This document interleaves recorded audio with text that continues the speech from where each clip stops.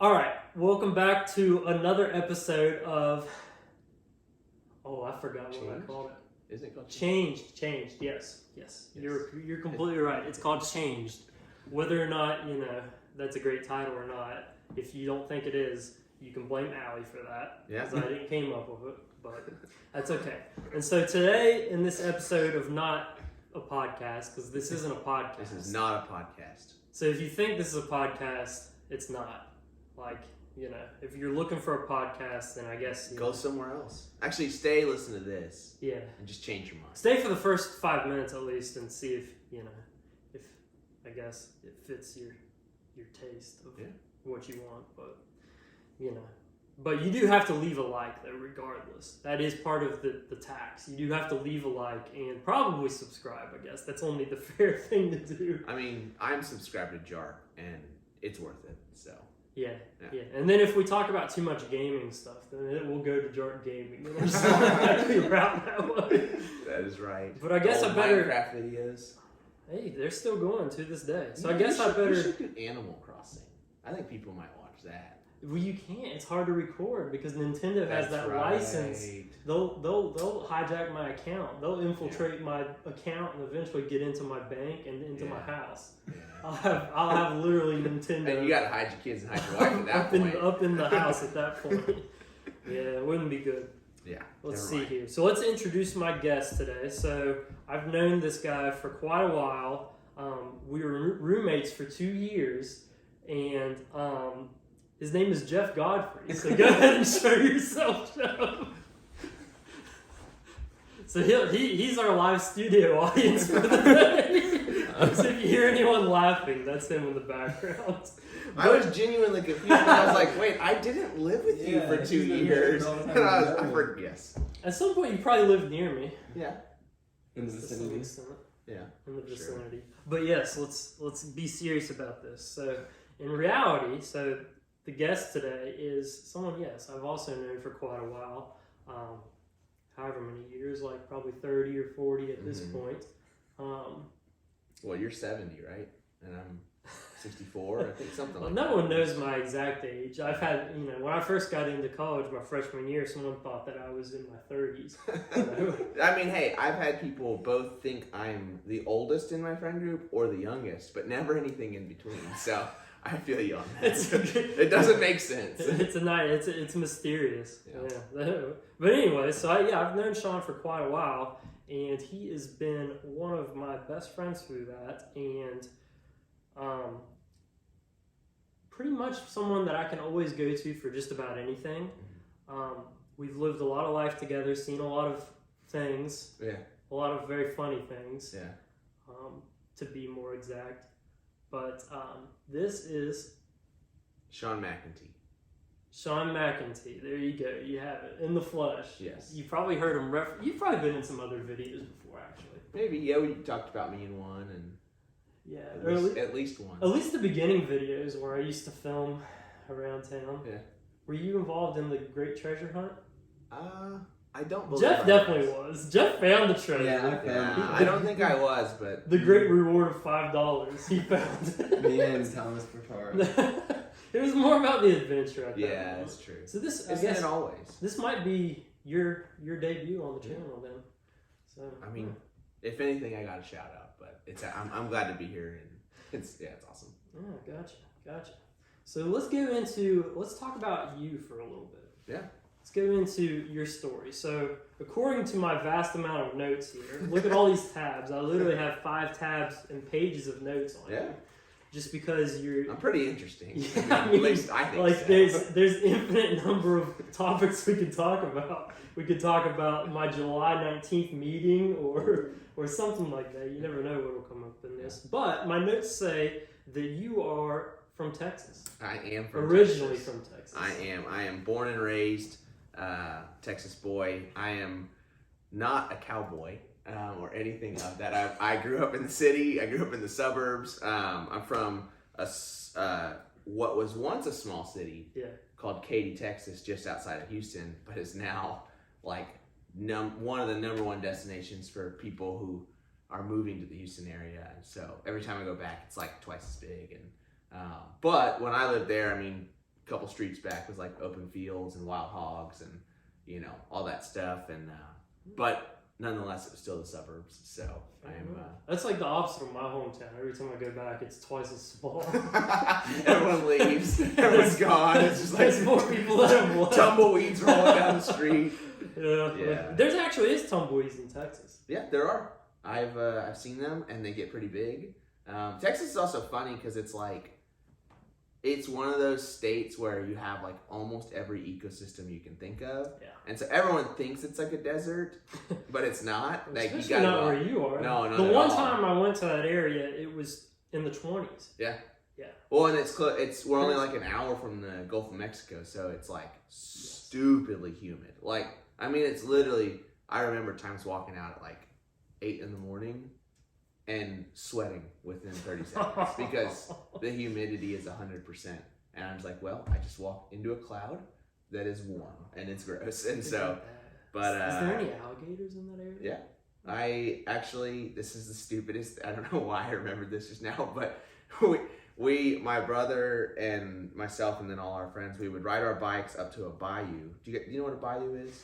Yeah. Okay, some people don't know what bayous I watch are. Swamp People. Okay, some people don't know what bayous Shoot are. him! Yeah. Shoot him! And so we would ride our bikes up to this bayou, and it's essentially, for those who may not know, it's like runoff water for storms. We get tons of hurricanes and storms and all that stuff. Yeah. And so it diverts water, and it usually has some in it. And so we'd go there, and there was this one area that was like, I mean, there was probably 100 turtles there.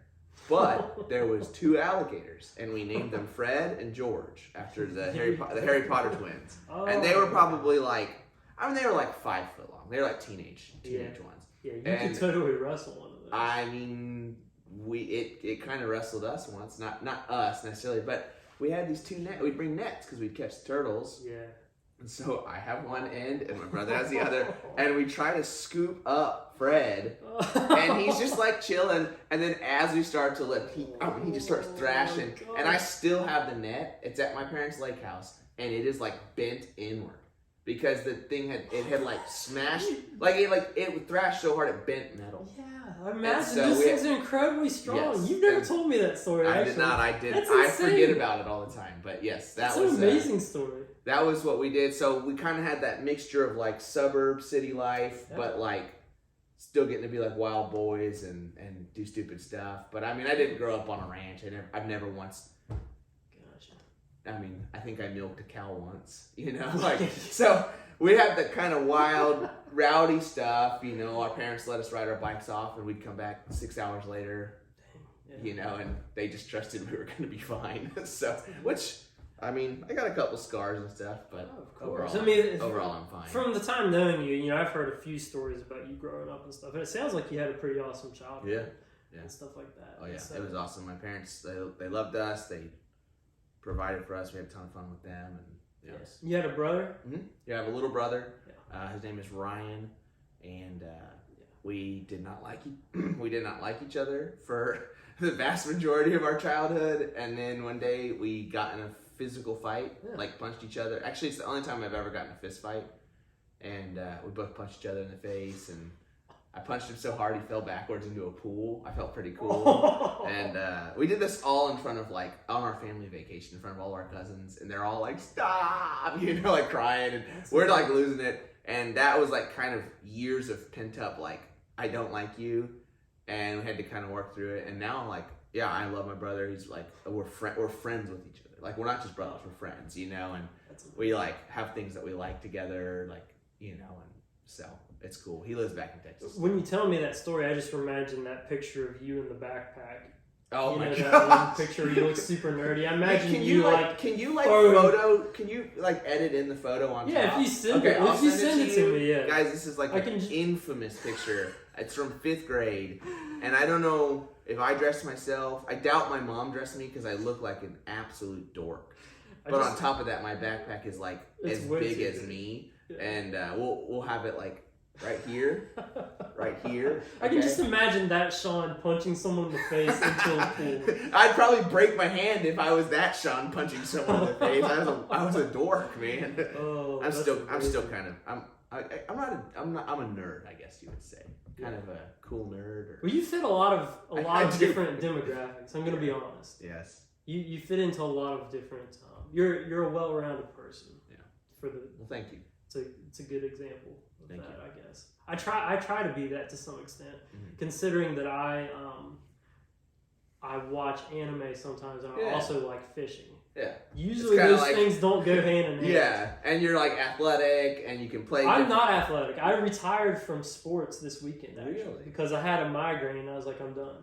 So I actually retired from sports. So you can't consider what I me mean by athletic is you're decent enough to play a sport and not totally suck. Yeah. But you're not an expert at any of them. No, I'm not an expert in literally anything.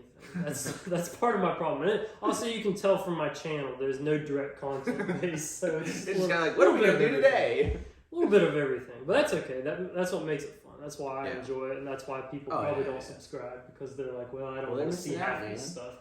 Yeah, that's okay. I get a lot of viewers, but no one subscribes. I feel like that's literally everyone on YouTube. Yeah. So until the day I decide I'm going to do something, which I don't know if I ever will, I just see it. Yeah. But it's like, man, I get 100,000 views, and those are separate viewers, but only like 10,000 of them subscribed. And it's like, well then, all right. Yeah, my demographic is my main demographic is 40 to 50-year-old females.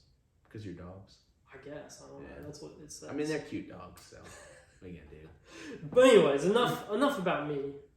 Let's get back to you. Okay. So yeah, we're talking about your childhood and stuff like that. It sounds like it was pretty legit, to be honest. You had a good time. The only time I didn't like was middle school. Middle school sucked, but that's just because. Yeah, middle school was kind of rough. I guess, I just didn't really have my friends that I had before. We were all in different classes, and I just didn't know how to make friends. But I mean, other than that. My parents had a lake house. We had jet skis. I mean, what do they say? You can't be upset while you're on a jet ski. Yeah, and someone else said it's like money can't buy happiness, but you obviously never rode a jet ski. When you ride a jet ski, you're like, I am very happy. And I'm not advocating. I actually don't think you can truly buy happiness, but riding a jet ski is pretty close. Absolutely. And by the way, the Sean cam just went off about 10 minutes in, so we know we're 10 minutes in. So okay. We're going to have no direct camera of Sean now. Why did it cut off? Huh? Why did it cut off? Oh, because it's not a video camera. Oh. It only goes for 10 minutes. And then it's full? Yeah, I could restart it, but that would mean me getting up. So we're going to do a without Sean cam for like 20 minutes. Jeff just raised his hand. He wanted to help. Restart it. If you want to, yeah, you can try to restart it. But during that time did you all go to church or anything like that? Was your family involved in a church? Were they Christians? I know that it's considered the Bible Belt, whatever that is. That's the end of the Bible Belt. It's the buckle. The notch. The buckle of the belt. It's the buckle. It's the buckle. Yeah, I mean, it's kind of a given that if you're in Texas, I'm a Christian. Now, whatever that means. Yeah. It doesn't always mean that you're like a follower of Jesus, but yeah, we went to church. So my dad grew up in a Catholic family. My mom grew up in a Lutheran family. Yeah. Lutheranism is not that radically different from Catholicism. I found that out when I went to a Lutheran church once. They're both pretty old. Yeah, they're both pretty old. Yeah. Luther's probably like 600 at this point? No, Lutheranism is probably 500 and some odd years old. That's probably the best guess I've ever given in my life. I think it's like early 1500s or something was Luther. So, but his whole thing was that he said, I don't like the Catholic Church, and then he split. But then he kept a bunch of their stuff, and so my mom, when she got married to my dad, became Catholic as well. So I grew up in a Catholic church. So we went. I mean, when I was younger, we went pretty much every weekend. Mm-hmm. We usually went to the Saturday night mass. That's where the cool people went. Yeah, exactly. And I'll be completely honest. When I was old enough to kind of know what was going on and to want to or not want to go to church, I did not want to go to church, but I was happy to go because afterwards we were going to get Mexican food at La Finca Mexican restaurant. That's good Mexican food down there, too. Yeah, oh yeah, it's Tex-Mex, baby.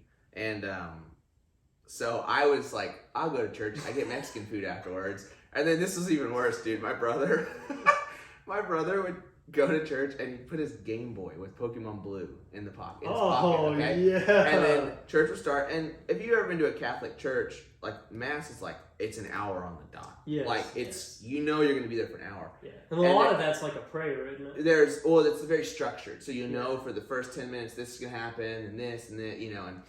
And so at a certain point, every week, hey, Mom, I have to go to the bathroom. And then he would go to the bathroom, and he knew that he could play for about 30 minutes Pokemon on the toilet. And then he'd come back, and it was time to take communion, and then we'd go. That's and I was just like... That's legendary. That's legendary status of... 100%. So... For me, it was like, I'm getting Mexican food. For my brother, it was like, I get to play Pokemon. Honestly, like, I had thought similar when I was younger, but, like, I didn't have the guts to actually do something like that. My brother, he's always been like, go for it. Also, I don't know if you know this, but Jeff and my brother are the same age. It's pretty crazy. I don't know if he knew that. But, yeah, it's pretty cool. So we grew up going to Catholic church. And, I mean... If that gives you any inclination of my experience, I mean, I didn't know what was going on, and that's not a dig at the Catholic Church. That's not saying, hey, they read it in Latin, like this. No, it wasn't Latin. It was not Latin. I would have been like, I would have been asleep. But by the time I was 16 and I got a car, we as a family started going less, and it was more like, hey, if you want to go. But then there was also, they have this thing called confirmation that you do in your junior year of high school. Yeah. So that was like, but that was more of a like, hey, you have to do this, and I didn't want to do it. It's like a multi-week kind of like course on. Yeah, it was like almost a like semester long. Doctrinal course, isn't it? And I can tell you that I remember this much of it, 0. But it's because I didn't want to go, right? And it was cool though. I mean. Long story short, my experience going to church growing up was that I understood none of it. And I told everyone I was a Christian because, like I said, it's the Bible Belt. I'm from Texas. I'm a Southern boy. Like, this is, you just are. Like, you're a Christian, whatever that means, right? Because you're supposed to be. And then even with that, you know, it's like, okay, well, I know I can quote John 3:16. Yeah. I couldn't tell you where it was in the Bible. I couldn't tell you what the 3 or the 16 meant, but I could quote it, you know, and I knew when to stand, I knew when to sit, I knew what to say, I knew, you know, what I'm supposed to say when I go up to the front to receive the communion and all these things, but I didn't understand a single thing. And it was cool. I mean, the first time I ever encountered the presence of God was actually on this retreat I had to do for confirmation. I wasn't expecting it. I wasn't looking for it. And I remember God speaking to me. How old were you first of all? 16. 16, okay. Yeah, I was 16. That was the first time I ever consciously knew the Lord was ministering to me, was doing something in my life. And it was just through they had this moment where they gave us all these letters that our parents and our family had written. They didn't tell us they were doing this, you know. And I read my mom's, I read my aunt, I read my grandma. And I get to one, and it's literally typed. It's not handwritten. It's typed. It's 2 sentences long. Okay. Hey, loser. No, it doesn't say hey. No, it's from my dad. Okay, it's from my dad. My dad's not a very emotional. He's grown in years, but he's never been like, he's not reserved or closed off. He's just kind of, he's not, you know. Yeah. He you know, and he wrote this letter, and it just pretty much was like, you know, I'm proud of you. And the fact that you decided to do this even though you didn't really want to. Wow. And I just want you to know that I love you. Dang. And it was just simple. Yeah. And in that moment, it meant a lot because I knew my dad was saying it. But I remember, not audibly, but hearing the Lord say, hey, I feel that way about you too. I'm proud of you and I love you. Dang. And it was cool because, it was my awesome. first time ever experiencing the presence of God. Wow. And I didn't get saved then. I didn't give my life to Jesus. In hindsight, I called myself a Christian, but looking back, I wasn't walking with God. I wasn't a Christian. Yeah. And he still spoke to me. He said, hey, I love you and I'm proud of you and I want you, you know, and it took a couple more years before I got all that sorted out. That's a big deal though too. I mean, at that age to, you're starting to really kind of make your own decisions. Like you said, you made that decision somewhat in your head. It was forced, but I could have just driven off to Sonic and sat there the whole time I was supposed to be at class, but I went, you know. But yet God shows up for you. Yeah. I mean, I'm sure you least expected 100%. that. I was pissed that I had to go to this weekend retreat. I was like, you already made me go to classes. I do not want to go to this dumb thing. Yeah. And then God speaks to me, and I'm like, it stinks because I know I have the letter somewhere. I think it's somewhere back in my parents' house in Katy, but I don't know where it's at. I'll have to, next time I go, I'll have to dig pretty deep, see if I can't find it. Gotcha. So, but it is interesting because it's that, I mean, I'm sure maybe you didn't at that age, but, some people might think like, if you felt something from God, it would be like, pay attention to this. You need to learn this stuff. Yeah. Or, this, but it was a message of love. I see you. Yeah. I love you. And I want you. Yeah. Yeah. That's amazing. Yeah. Like, what a way to start out, because, some people, the first thing they hear about Jesus, the first thing they hear about God is maybe one of his commandments or something like that, or something he tells you to do, or, the way you should live your life. But like your first experience of God truly is like, what God is really about. Yeah. And it's cool because it's like, and I know you're not saying this. You're not saying like, oh, God's commandments are bad. Not at all. But it's like a lot of people, that's what they think. Yeah, they think, oh, it's just a rule. Yeah. But it's cool because Jesus says in the Gospel of John, he says, if you love me, you will obey my commandments. Yes. And that the following of a commandment comes out of knowing who I love and that I'm loved. And I think that's really, really cool. And a lot of times we get it wrong. We think I have to obey this command and then God will love me. And he said, no. If you love me and you know that you're loved, why would you not want to? Yeah. If you know that I love you and I have your highest good, and I say, hey, this is for your highest good, like, okay, I won't do this dumb thing because maybe I don't understand why it's not good, but I trust you and I love you and you love me. Sure, I'll obey, and oh man, it's just so cool. But yeah, I think you're right. If we get that twisted, if we get that messed up, we miss the heart of God. And one of the things that some of my friends and I know you've heard it too, but we say rules without relationship always leads to rebellion. Yes. Right? Rules without relationship always leads to rebellion. And I think a lot of times people see Christianity as just a bunch of rules. They don't have a relationship. I'm just going to rebel. Like, I mean, it kind of sounds silly, but we're like, who are you to tell me to do this, God? Yeah. But when we have that relationship, those rules become a blessing. They become something that we're like, of course I want to do this. Yeah, because I mean, like, when I was younger, like we had rules. Like you weren't supposed to. I mean, I'm sure the rules don't directly say this, but you weren't supposed to knock over signs with river rocks. But I knocked over lots of signs with river rocks. Well, that'd fall into the obey the government or something, And I didn't care for, I had no reason to want to follow the rules other than, right. These are rules. There wasn't any, what are rules but to be broken? Yes. No, that's awesome. That really is cool. But, I guess I you mentioned it a little bit, but I sort of know your story. It wasn't like from there, you weren't like, this is, my whole life's changed necessarily. And so you're 16 when this happens. So you probably have what, 2 years of high school then? Mm-hmm. I was a junior. I was on the younger end. So I was a 16-year-old when this retreat happened. It was in the spring. Turned 17 later that year. So you'd be a sophomore then. No, I was a junior. Oh, you were. That's I was a little on the younger. My birthday's in May, at the end of May. So I was always on the younger side of things. So by the time I graduated, I just turned 18. Oh, okay. So, gotcha. So so you still had about a year and a half. So gotcha. So you were still living with your family and stuff like that. Still going to high school. So did you still go to like to mass and stuff like after that? Yeah, it was kind of cool. What happened was I had that experience and I was like, this was awesome. Yeah.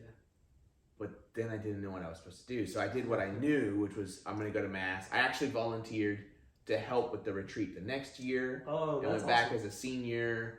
There's an infamous video on YouTube on this platform. I think you've seen it. There it is. I somehow got cast. We did a play, like a 20-minute play that was a rendition of Grease, except it was Holy Spirit Grease. It was amazing.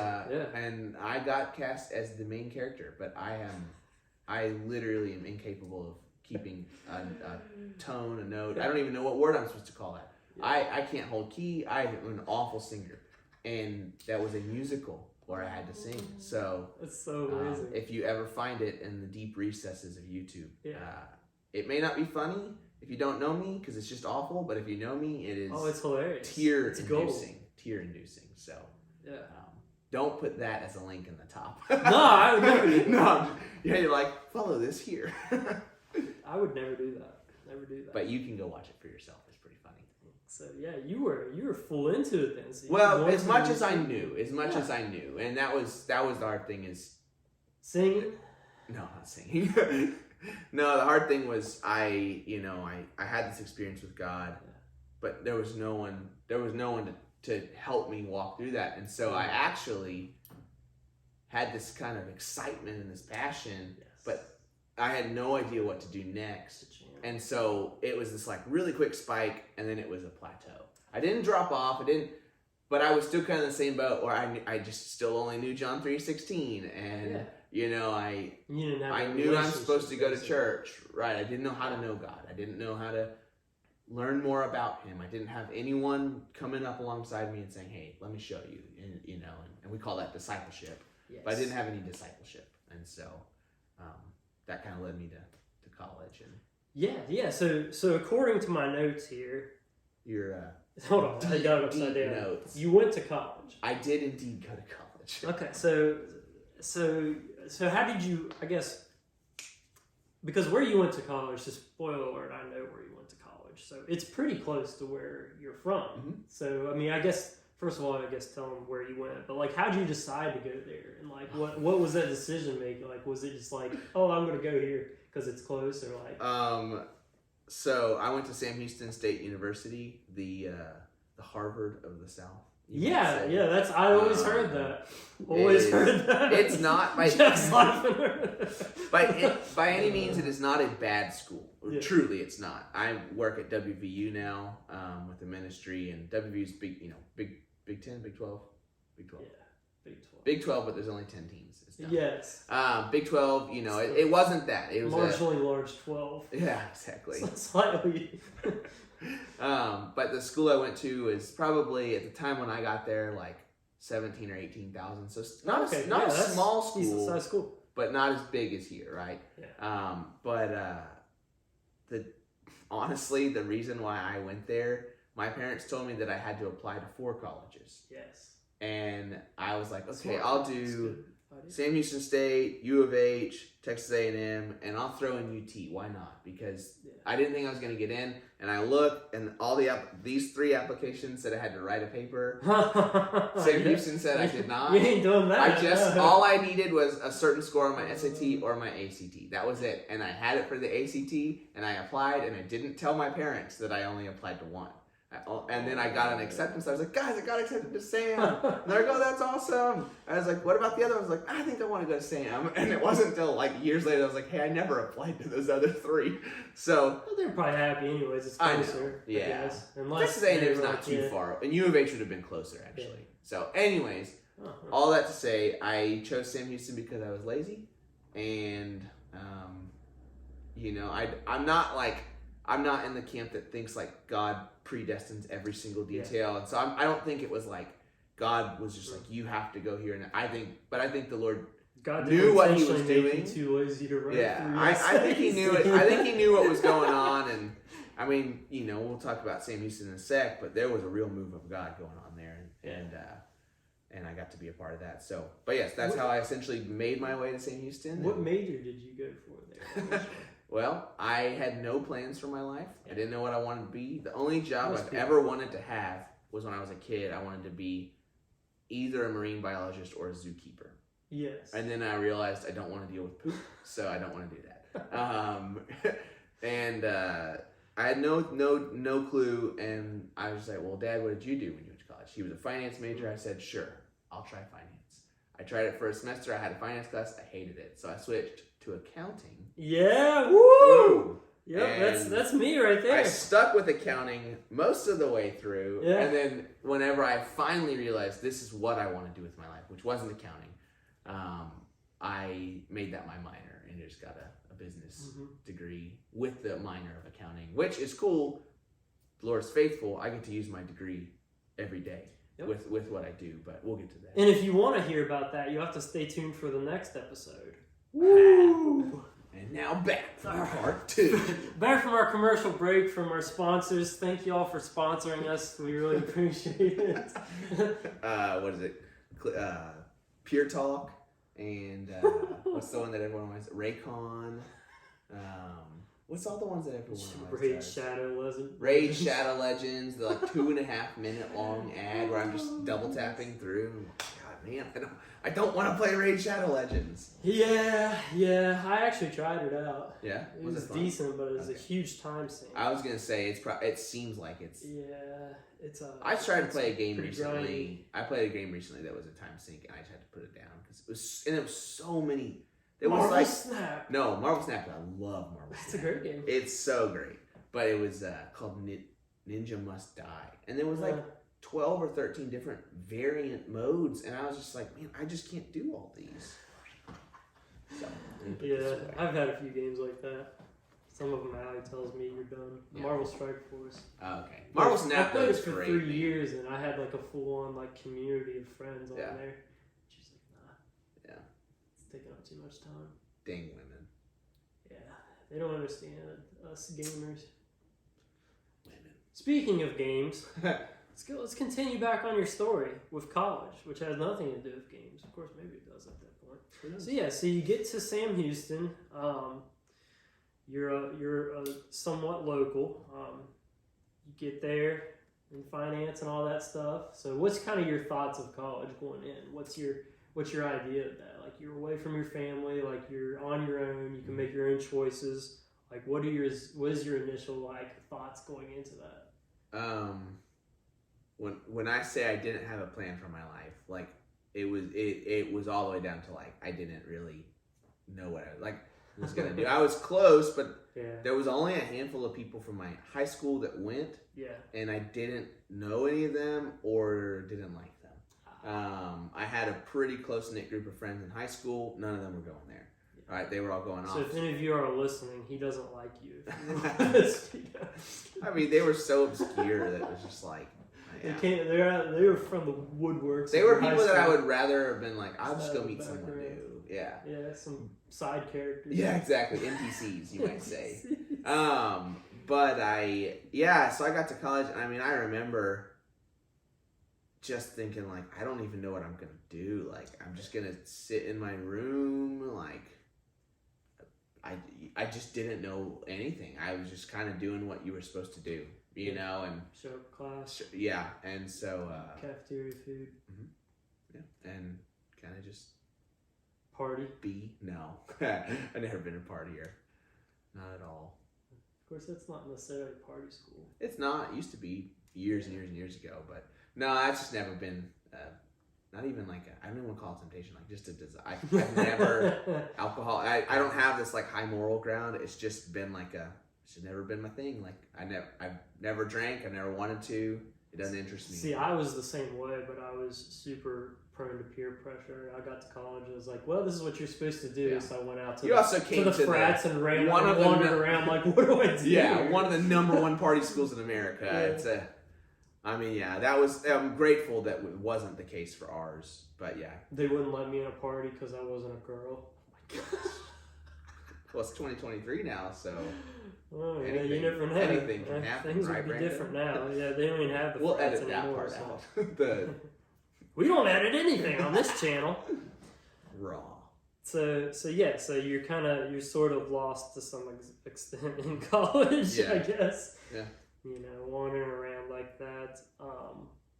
Were you trying to make friends actively, or? If you're fine with it, we can kind of start. This really does bleed into my testimony and how I really became a Christian. We're here for seamless transitions. Yeah. So I can't stress enough. I didn't know what I was doing, so I didn't even have a plan to meet friends. Like I wanted friends, but I didn't have a plan, right? And so it's actually kind of cool.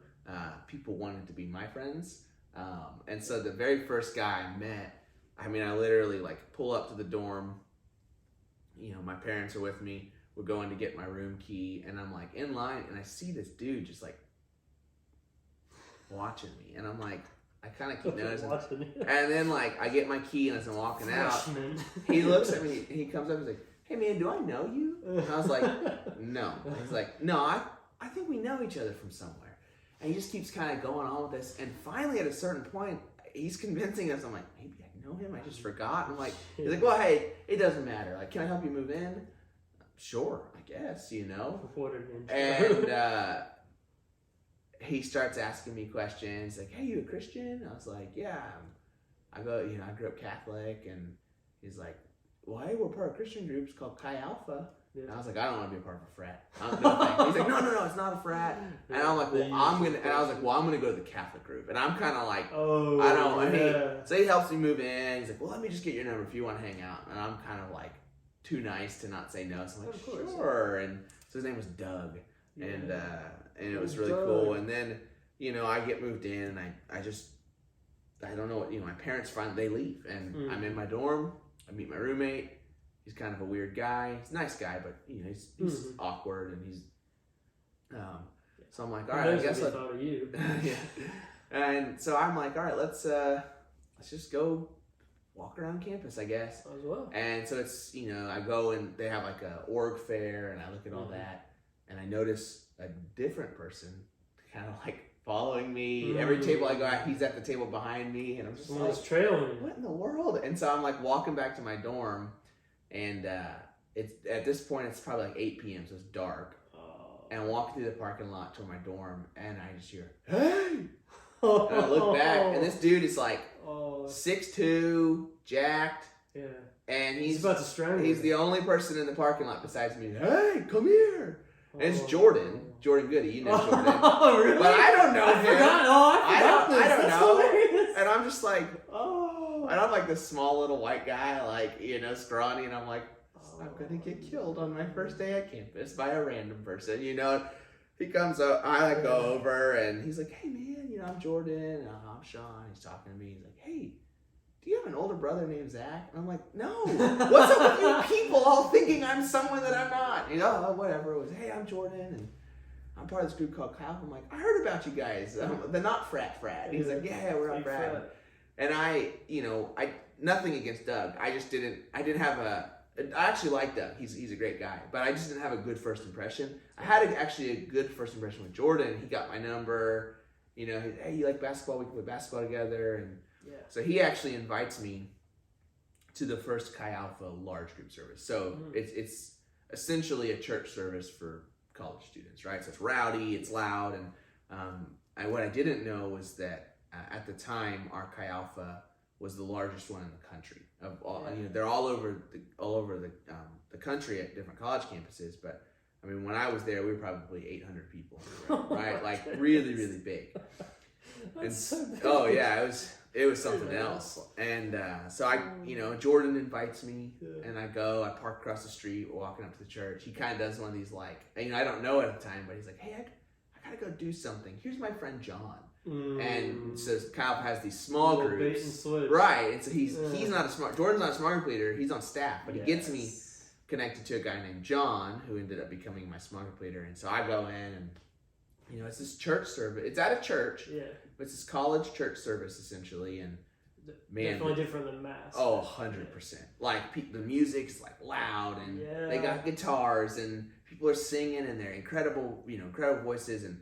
But the thing that this is where it was funny. I was just like, I am full of a room of weirdos, because people put their hands in the air, and I just thought, this is the weirdest thing. Like, all these dummies are putting their hands in the air. What, like, I didn't get it. And you know, that's the beginning. They're singing, and they have announcements. They're welcome. They got a game. They got all this stuff. And then there's a sermon. And I to this day, I couldn't tell you what was preached. I don't remember who preached it. But I remember as it was ending, I'm sitting there and I've got like tears in my eyes because whatever he was talking about, the Lord was doing something. That's awesome. And then we stand up and they start worshiping again and people are putting their hands up. And again, I'm kind of like, man, everyone is weird. But then I have this moment where I go, clearly, these people know something that I don't know. Because most of them have their hands up. Yeah. I want to know what they know. Dang, yeah. And so I stuck around, right? And so what's really cool is, you know, I had a pretty bad combo. I was very ignorant, which is not a bad, you know, I kind of saying it's earlier. Understandable. I didn't know. I went to the church for 16, 18 years, you know, for as long as I could remember I'd been going to church, but I didn't know anything. So I was ignorant. But combo that with being arrogant, which is what I was. I'd come to college. I started getting, you know, when I started finding a friend group, I was kind of be like, okay, I'm not gonna be a different person, but I'm gonna be. People don't know me, right? And so I'm gonna be different than maybe I was with my friend group. And so I was really arrogant, and especially when it came to things about God, I was like, I know John 3:16, and like, I mean, like, you know, but really, and so it's a really bad combo to be arrogant about whatever you think you know, but actually to know nothing, right? And so it was, and I say all that because so that was like August 18, 19, right around there is when I moved in 2011 and go to this first Alpha. And I'm like, okay, I'm going to go to small group. I'm going to go to every large group. I'm going to hang out because they all know something that I don't know. Yeah. Right? But then I'm still struggling with this, like, but I'm better than you. But then the internal, like, I don't want to admit to anyone that I actually, the reason I keep coming is because I don't know anything. So you were in some turmoil. Oh, 100%. And I still remember the day, September 23rd, 2011. And we had, you know, we had this, it was a Friday night, and we had a weekend retreat. I'd won a game, and they got a free ticket to go. I wasn't going to go. I wasn't going to pay $30 to go to this conference. Yeah. And I go, and they that preach. Might be the Lord. Oh, 100%. Yes. I'm not saying that God can't do certain things. I just don't think He determines everything. That's just because I've not known you to win too many games in our years. No, not at all. And so I won. Unless it's board games. Yeah, unless it's a board game, you're correct. Then I demolish everyone. Well, it's Seven Wonders, but you can continue your story. So it's the Friday night. This conference happens again. I don't remember the sermon, but I remember just getting to a point in humility saying, God, I don't know you. And so I go up to the altar. I remember I'm like right in front of the subwoofer, okay? And so, you know, and boom, boom, my body's shaking. And so you did that right as soon as exactly. The Sean Kim cut off. And so, you know, I go up to the altar and I'm right in front of the sub, and it's, you know, and okay, you could say, oh, this experience. No, like I went up there and I got on my hands and my knees, and I remember what I prayed. I said, God, I don't know you, but I want to, and I'll do whatever it takes to know you. And that was the day I gave my life to Jesus, and he transformed my heart. He began that day, and you know me, and anyone who knows me. I mean, that is usually when someone's introducing me somewhere. Oh man, Sean knows a lot, and it's not just like the head knowledge that I fight for. I want it to transform my life, and I don't say that in any prideful way, but I really do attribute that to that prayer when I said, God, I want to know you, and I'm going to do whatever it takes. Yeah, that's a huge deal. And it's cool because I always think about this passage where Jesus says, it's one of the scariest passages in the Bible. It's in Matthew 7. He says, you know, some of you will come to me and say, Lord, Lord, you know, we did these miracles, we prophesied, we healed, we cast out demons, we did all these things in your name. And Jesus says, depart from me, I never knew you. And that resonates with me because it's like you can know a lot about God but not know God. Yeah. And that was the heart cry of my prayers. God, I want to know you. Yeah. I don't know you, but I want to know you, and I'm going to do whatever it takes. If that means I got to, you know, and the Lord has transformed my life, and I hope, I can't say, but I hope the mark of my life is that when people meet me and they hang out with me, they say, man, Sean knows God, and God knows him. And that's such a wise thing to ask for. Like, I mean, like, dang. Yeah. The Lord's faithful, man. He's been so faithful to it, and it's fun. He's infinite, so I'm never gonna run out of stuff to know about him. Like. But I mean, that's also like that's a dangerous prayer for people because like that carries a lot of weight because to know God is a journey. Yeah. And you can attest to that. I mean, in a lot of ways, but that is a journey to get the most knowledge that you can. Yeah. Well, and this is another thing that people don't realize is that knowledge equals responsibility. Yeah. If I know something, I'm responsible for it, right? Like it's easy to live in ignorance. Ignorance is bliss, quote unquote. It's not, but at least you're not responsible, right? But when you say, God, I know that this is wrong, or I know that I'm supposed to do this, I'm responsible for that. And that scares a lot of people, I think. But again, we go back to what we said earlier. If there's a relationship with the Lord, then it's a joy to take this responsibility. Absolutely. That's really where I surrendered my life to the Lordship of Jesus and said, whatever you want, I'm yours, that's been. So that was what'd you say, your sophomore? That was my freshman year. Okay. Yeah, about a month or so after I got to college. Wow, that's amazing. That's awesome. That's great timing too, because during that time you're making your own decisions. Like you're away from your family. I mean that is so cool. That is so cool, man. And it's similar in a lot of ways to my story. And I guess I'm trying to think. Go here if you want to see Brandon's. It's not titled the same thing. It's not, but Brandon does tell his testimony. It's epic, right? I don't remember. It's been a few years. I don't know if it's awesome. Because the cool thing about a testimony is a lot of people think that it ends right with that point. It doesn't. Yeah. And that is the very beginning of it. Yeah. And so, for example, when I told that testimony of mine, that's been 3 years ago maybe on this. So it's changed a lot since then. But and the Lord is faithful to continue to do more and more and more. Yeah. So that's basically your intro episode. Yeah. Exactly. Everything before that is backstory, and then you get to the testimony of God's movement, and then everything going forward. And so, that's now been 11 and a half years since that happened. And I mean, I can kind of just to fast forward through. I mean, my college experience was I got radically saved. I ended up being asked that next semester to be a small group leader by my small group leader, and I don't know what you see in me, but sure, And did you want to do that, or was it I didn't want to until he asked. When he asked, because I was still, what's crazy when you get saved is everything doesn't just disappear instantly. Some things the Lord can deal with, but I was still pretty arrogant, right? Yeah. The ignorance the Lord was that was like, okay, I started going. I mean, I invested, I learned, I read, I listened, everything. But the arrogance the Lord was still dealing with,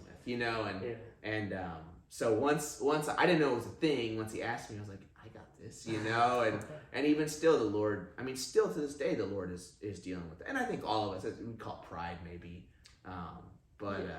and for anyone that doesn't know what a small group is, it's basically like he touched on large group gatherings, which is like a church service.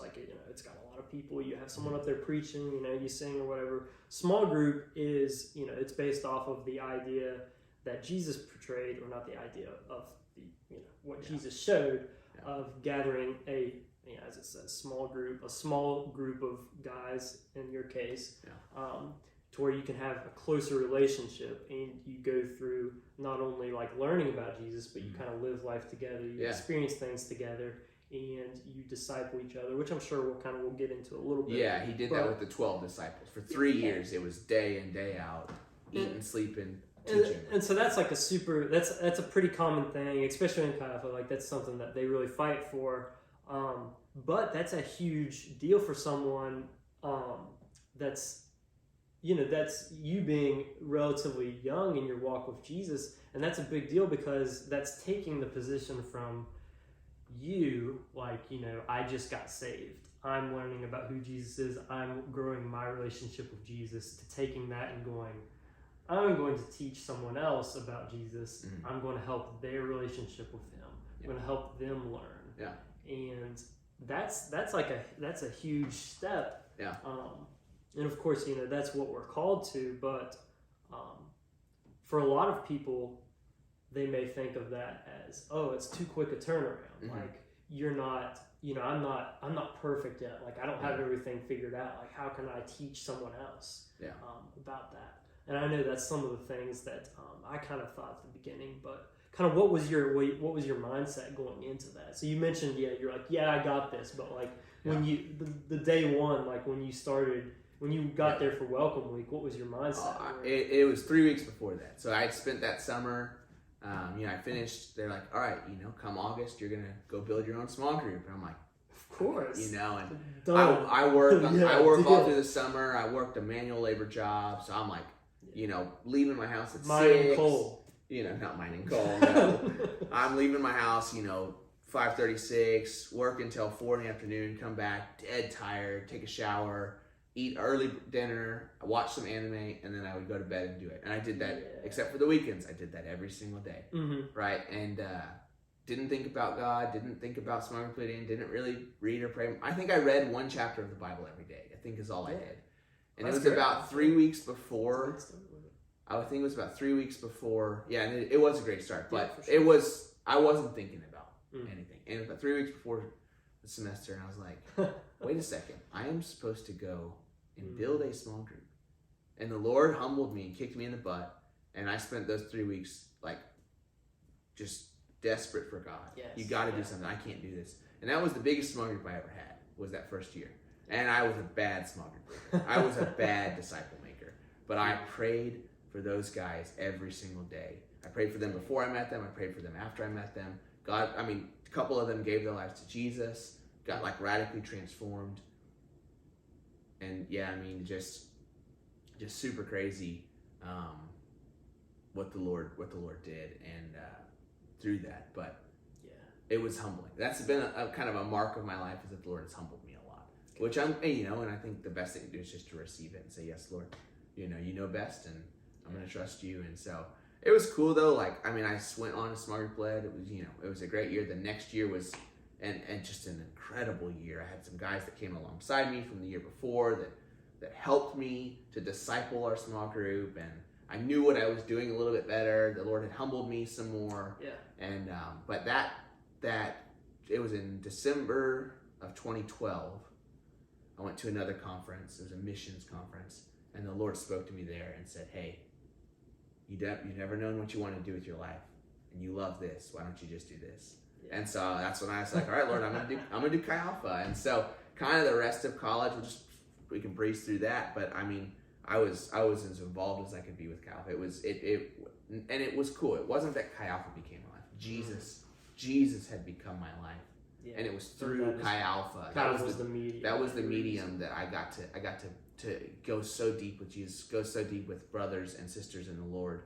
And it was incredible. And so it was funny. I met my wife, or at the time girlfriend, fiance. So it was crazy. I graduated December of 2014. Yeah. I got married February 2015. Yeah.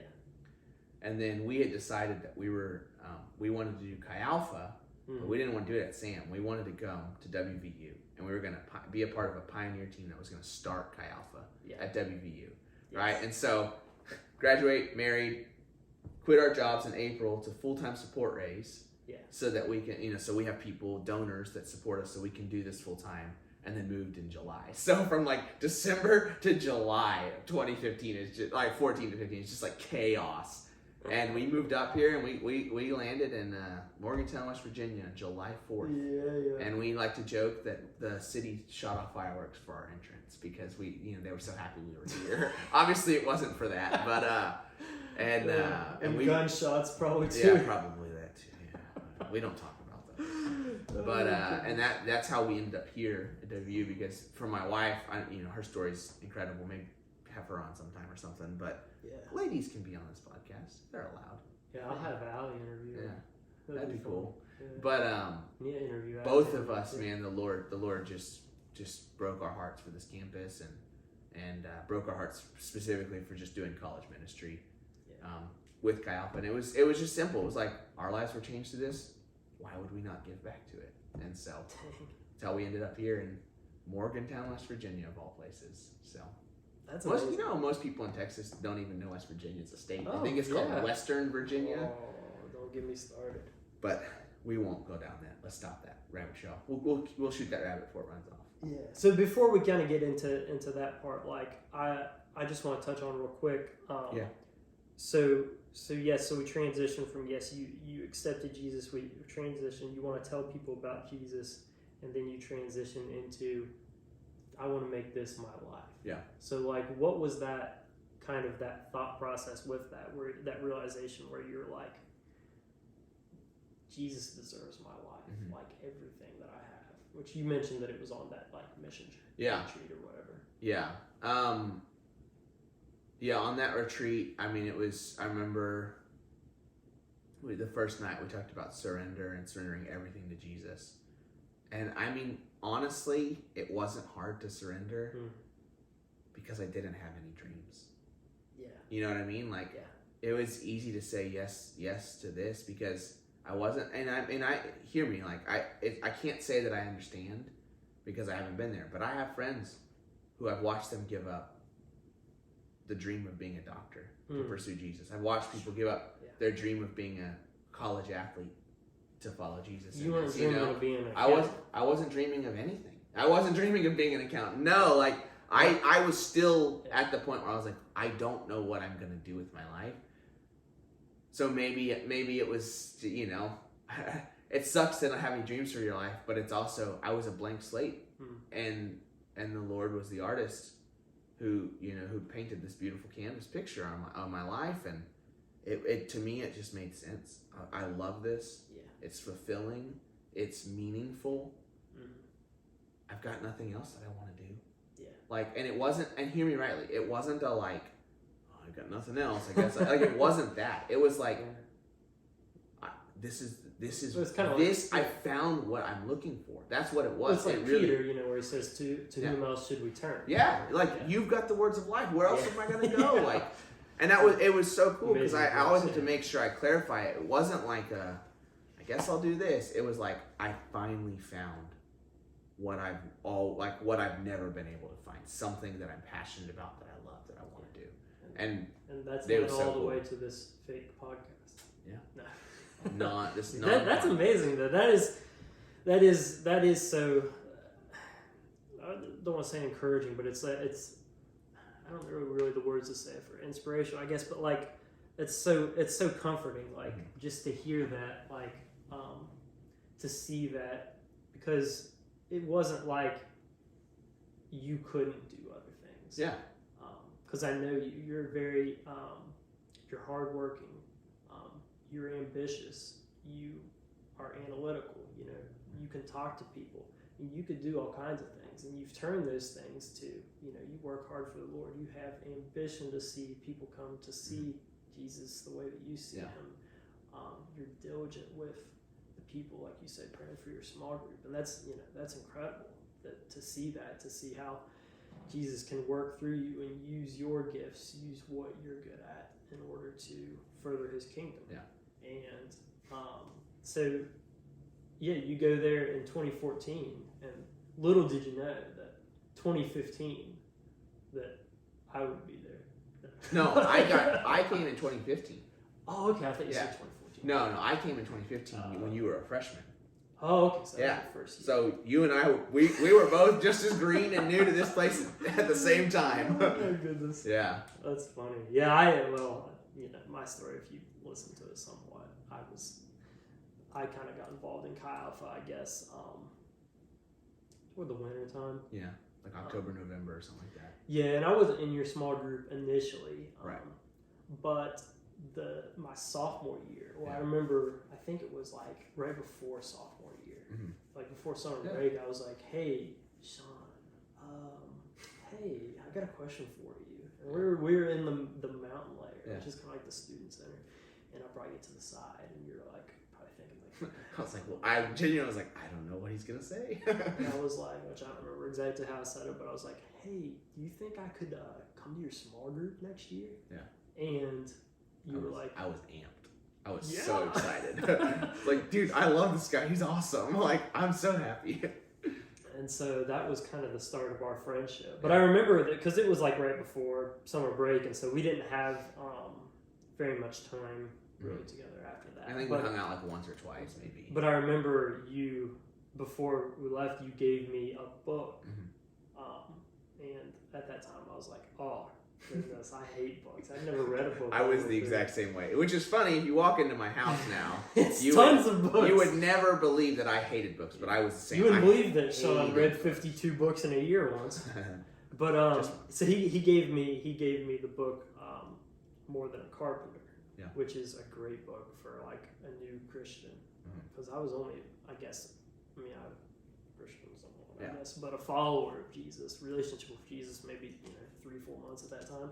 And so you gave me that book, and then you maybe it given me some sort of like idea of what I should read in the Bible. I'm not for sure, but I remember reading that book and stuff like that, and during the summer, and it was awesome. It was really cool. And so then coming in that next year, it was super fun. Well, it was cool too, just to honor you. I mean, I remember you not only asked if you could be in my small group, but you said, "Hey, I'd like to be a small group leader the next year. Could you help train me up in that?" And I just thought there was so much, again, like you said earlier, wisdom. I think there was so much wisdom in that, and humility to say. And obviously there was, the time had already passed or whatever.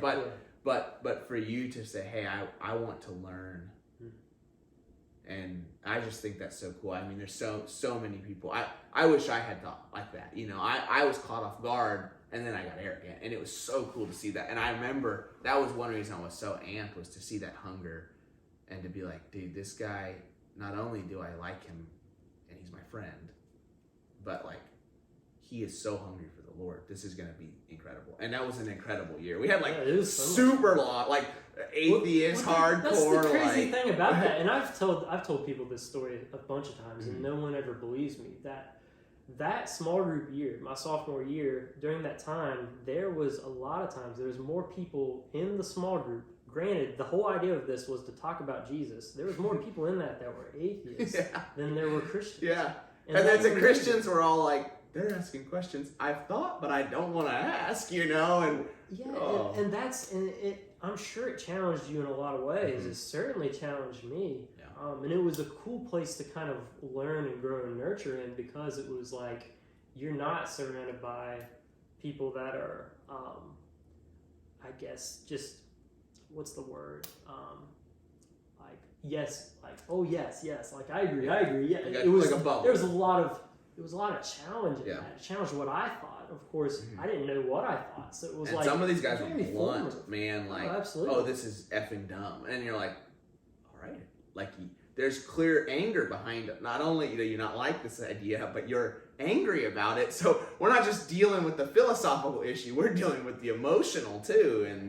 And kind of one of the things that I really wanted to, not only, you've got an amazing story with your testimony, but kind of something that's really stuck out to me, and really stuck out to me for the beginning, was this one thing, and that is, I actually wrote this down instead of for real that I wrote these things down, is that you are not afraid to seek out the tough questions. You want to learn, not just the easy things, but you want to learn in the depth of who Jesus is and this world is and who his people are. You want to be asked the tough questions, and you want to learn them. And I remember going to you a couple times, and I had tough questions at the beginning for sure. And I remember sometimes you wouldn't have an answer for me. You would say, let me get back to you on that, or let's look at this together. And it was very much an open Bible when we were hanging out, not because you wanted it or I wanted it, but because it had to have been to some extent. But even with my questions, they were whatever, but like I said, the guys in small group, they were really asking some tough questions. And I'm sure you had a lot of rough nights kind of going through and learning that stuff. But something that I really admired about you at the time, and still admire about you still, is just that drive to learn those tough questions. So kind of, if you could touch on that a little bit, like what is the driving force behind that? Like, why do you have that mentality? Because a lot of people, they kind of shy away from things they don't know or that they're afraid of. Yeah. Like so many things, it changed, like that very, very first experience where God said, hey, I love you, you know, and I'm proud of you. And it's so much of this starts from that relationship that I have with the Lord. And there's one passage in Isaiah where God actually says, come, let us reason together. And he invites man to figure things out with him. There's a passage in Proverbs that says, is the glory of God to hide a matter, is the glory of a king to seek it out. Yeah. And then when I read the Psalms, when I read the book of Job, I see them say some stuff and ask some questions where at first I used to be like, I don't think you can say that to God. Like, I don't think you're allowed to question God. Yeah. But in both cases, and actually the book of Job, you get to the end and God never says that Job did something wrong. He does, he humbles Job, he asks him some questions, but he actually says that his 3 friends were wrong. And he never says Job was wrong for the things that he was going through, right? Yeah. And so what I come to understand is that God is not intimidated by our questions. He's not intimidated by our doubts, right? I think there's a place where doubt becomes sinful, but I don't think every doubt is sinful. I think what happens is we as Christians live in this kind of reality where, like, if I ask the question, then people are going to think that I'm not being faithful, right? Like, what do you do with, some of the hard questions I've dealt with, like, what do you do with people that never hear about Jesus? Are they just going to go to hell? Like, that's an offensive question to people. Yeah. You know, that's a hard one to work through. Yeah. I feel confident in what I believe, but it took me a lot of time, a lot of searching, a lot of honest questions. Say, hey, God, this does. How many people, they feel like they're gonna lose their salvation if they say to God, hey, this doesn't seem fair. But they think it. They're already thinking it. You know, I was just reading something yesterday, and he's saying how many people are mad at God, but they'll never say they're mad at God because they're mad at XYZ thing and, all the suffering and evil. Yeah, how do you deal with suffering and evil? How do you deal with, and that's why even now I'm working through what do I believe about what God knows, and if he knows this, is he culpable for it? Is he, and just these real raw questions that I just see the heart of God is that, hey, I'm not intimidated by those. And I'm inviting you to figure this out. He knows, and we see from the story of Job, he doesn't always explain everything. Yeah. But the point that God's trying to get is, do you love me? Do you trust me? Right? And I think for me, when I realized that a few years ago, man, it is. I've already always been kind of drawn to the tough things, but that set things into place that was like, my God is not intimidated by these questions. Yeah. And there's a place, sure, you'd know your motive to, okay, I'm trying to hurt God with this. I'm trying to hurt the reputation of God or the reputation of Christians. Sure, that's probably not great. But man, I've said some stuff and hey God, this is how I feel, and this doesn't feel right. You feel like a jerk, and I'm just being honest. I read the Psalms, like David says some stuff. I'm like, again, I'm like, I don't know if you can say that to God, but he does, and it's in our Bible. Yeah, absolutely.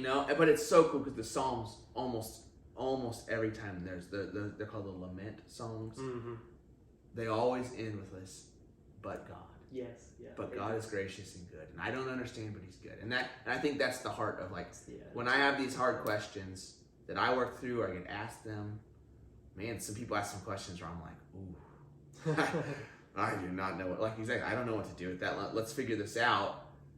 And it's not a cop out to say, well, I just trust God, because that is if we just trust God. I'm not, because I don't want to ever get to a place where I'm like, I'm not willing to dig. I'm not willing to search. And it helps you with giving an account for what you believe, because that is what, to some extent, we're called to do. But again, so all that just returns back to the heart of God. He's not offended. He's not, and we don't want to put ourselves in the place of thinking we know better. Mm-hmm. But those raw thoughts, those raw questions, hey, come reason with me. Let's figure this out. And at the end, we're going to be humbled and we're going to go, you're God, you know?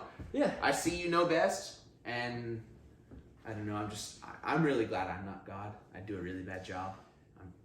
I do a really, really bad job. And he does some things that maybe don't seem like they're the way I would do it. But one of my favorite verses in the whole Bible is in 1 Corinthians chapter 1. And he says, the foolishness of God is wiser than the wisdom of men. And I don't think that's saying that God is foolish, but I think what it's saying is what we think is foolish is wiser than literally anything you could ever come up with. That's so good. You know, and so. Yeah, that's amazing to hear you say that. And I encourage any of you out here that are listening to that, whether you're a Christian or not, seek out the tough questions. Yeah. You know, don't just settle for, I think this because I think this, I believe this because I believe this. That's not an answer in today's day and age. Like, there's so many resources out there, and no excuse for not at least trying. You know, I mean, looking into things. You know, it's not a bad idea to just say, hey, Jark, you seem to know some stuff. No, seriously. Like, hey, Jark, you seem to know some stuff. Could I get your email? Oh, yeah, you absolutely. Know? And, like, there are people, because that was the big thing for me was, like, resources are great. Don't get me wrong. They're wonderful. There are, you know, just like anything, there's different theology camps, and so they're going to answer this way. But there's nothing like being able to walk through it with someone, right?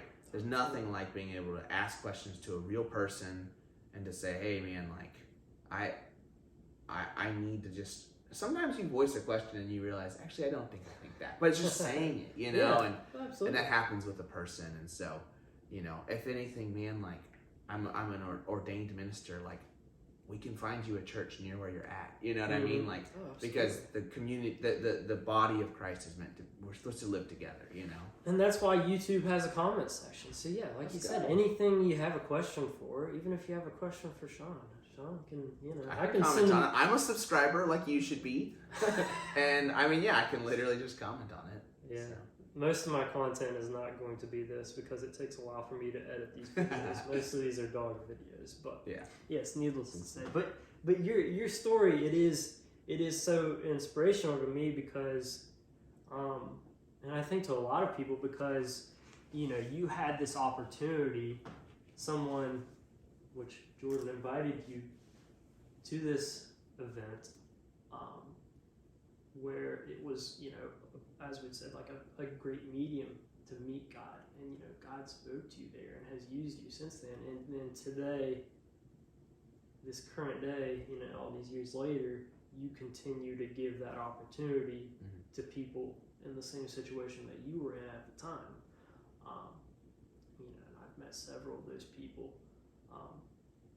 And you've introduced so many people to Jesus, and you know, that's amazing. And I think that if you keep things to yourself, because you could have easily kept what you learned to yourself, and you still easily can, and in a lot of cases that would be easier for you, but your desire to share that with people, I think, is what makes what you're doing so special and what makes it so effective. And that's why I wanted to bring you on here, is just to show everyone out there that just following Jesus, while yes, that is enough, but in some sense it's a waste, because what he does in you, he can do through you. Yeah. He wants to do it. Not just that he can, but he wants to. Oh, absolutely. And so if any of you out there listening to this, you know, it might not look anything like Sean. You don't have to go to a college campus on the other side of the United States to tell someone about Jesus. You know, you can tell someone, you know, at your workplace. You can tell someone in your high school if you're in school still. You can tell someone at church. You know, I mean, Sean was going to church for years and didn't know the truth of the relationship with Jesus. And so that's just something I want to encourage you. And there's a million things, like I said, plenty of tabs I could talk to you about on here. And I would like to have you on here again to talk about some things like, you know, talking about the Catholic Church, talking about kind of going further on your desire for knowledge and reading, and kind of how that's shown me. But we're kind of running out of time here a little bit with this. But I hope that you all enjoyed this. I hope you all got something out of this. And if you do have any questions, make sure that you leave them in the comments. But something else, and I completely forgot to mention this last time for the episode with Charles. So these guys, so Sean and then Charles likewise, are both current serving missionaries that do the money that they have is raised by support through donors and through people that support what they do and what they're going to do in the future. And that's not something where it's just like, hey, yes, you just get the money, and whatever, they do their thing. But it is a relationship that kind of goes out of that. And you can attest more to it than me. But if you would like to support Sean, if you would like to support Charles, if you'd like to support their families, if you'd like to support the ministry that they're doing, please get in contact with me. I would love to get you in contact with. That doesn't make any sense. Get in contact with them. I'd love to get you in contact with them, and kind of see what that looks like, what that relationship would look like. See if y'all can help each other out. But I completely forgot to mention that last episode, so it's applies for Charles also. But definitely think and pray about that. And if that's something that the Lord puts on your heart, definitely get in contact with me about that. But yeah, anything else you have to say for the audience? I just leave you like a last little crumb. Yeah. I'm so in awe of the Lord because of the dignity that He gives us to be a part of what He's doing. That He's not, micromanaging every decision, but that He invites us to be a part of what He's doing. Yeah. And I just. Yes, I know I made the decision to follow the Lord, but it was by His invitation, and there's so much dignity to get to be friends with someone like you I've seen your life be changed. I've seen, to get to be a part of it and to know that ultimately God's the one who changed all of our hearts. He's the one who does the work that we can't. And yet He invited me to be a part of that. And so I just am like, man, wherever you're at in your life, for those of you watching to the end, thank you. Y'all are awesome. It's hard to finish a video sometimes. But man, like, just where's the Lord inviting you into what He's doing, right? And again, maybe, like I said, maybe you can't do full-time ministry like us, but He's inviting you into what He's doing somewhere, and if we're willing to be a part of that, I mean, I don't know. To me, it's just like the God of the universe wants me to help Him. Like, what? Like, this is crazy. And so there's just so much dignity that the Lord gives. And I've been thinking about that for years, honestly, but specifically the last couple of days, it's just been right back to the surface. I'm like, God, thank you so much. I don't deserve to be a part of this, but you invited me in. And so it's just so cool. So that's amazing. Just like you invited me. It was dignifying. Well, thank you to let me be a part of this. So. Jeff, do you have any further things to say? He said no. Jeff will be on here eventually. He will One of these episodes. He won't just be a cameo. We'll get a full Jeff appearance. But with that, make sure you leave a like and subscribe, and I will see you all in the next one.